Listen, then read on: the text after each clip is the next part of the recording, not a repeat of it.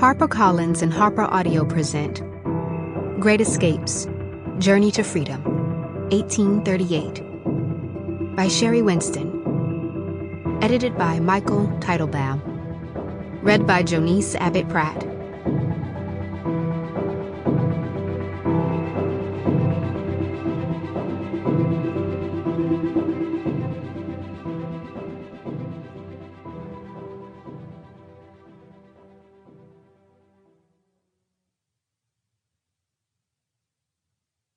Introduction. Readers, educators, historians, and even students may wonder why a modern-day African-American author would use the novel of a 19th-century white woman abolitionist as the base for her own writing. The answer is simple. Without Harriet Beecher Stowe immortalizing the plight, fire, gumption, and determination of a black slave woman willing to risk her life to save her young child, there would be no story to tell. Stowe took information she gathered about the real woman's daring escape to freedom, shaped and molded it as authors do, and created the character of Eliza Harris.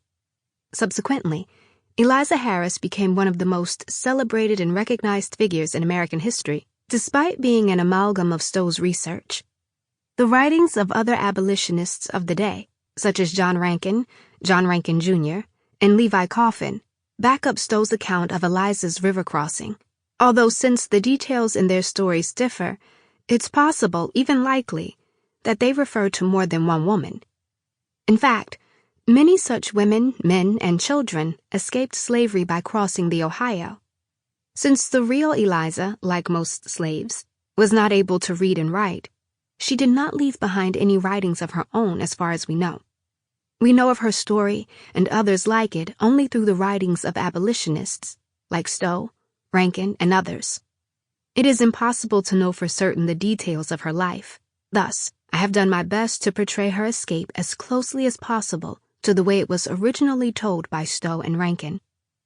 Stowe, through imagination and research for her novel Uncle Tom's Cabin, gave us a first look at what Eliza's life was like before that fateful crossing. A look at what could drive a woman to such desperation, her small child in tow. Keep in mind that before Stowe was a novelist, she was a journalist. She did not set out to write a best-selling novel. Her intent was to create a few articles for the abolitionist press, articles that would illuminate the hardships of slavery, using composite characters based on her research. Her goal was to rail against the Fugitive Slave Act of 1850, which compelled free states to assist in the capture of runaway slaves. The National Era in Washington, D.C., published the first part of what would later become Stowe's seminal novel on the topic of slavery on June 5, 1851.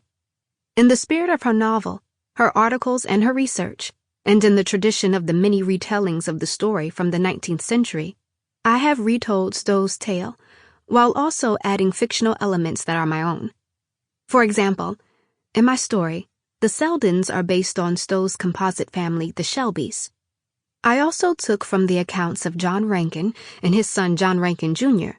with regard to the later events of Eliza's journey.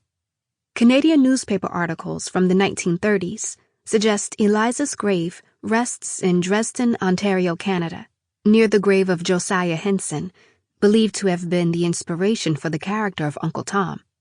Whether these claims are true or fiction is lost to history. I chose to retell the story of Eliza Harris loosely following its original source from Uncle Tom's Cabin, in homage to Stowe, while also adding details of my own as a way to bring back to life a figure who for too long has been forgotten. Without Stowe, the figure known as Eliza Harris and thousands like her likely would have remained unknown. I hope you enjoy my reimagining of the real Eliza as she might have been. For more about my sources, check out the bibliography at the back of this book. Sherri Winston. Chapter 1. A Harsh Reality. Eliza Harris pressed her body against the house. Winter air chilled her skin. The conversation she overheard chilled her soul. He is willing. Sample complete. Ready to continue?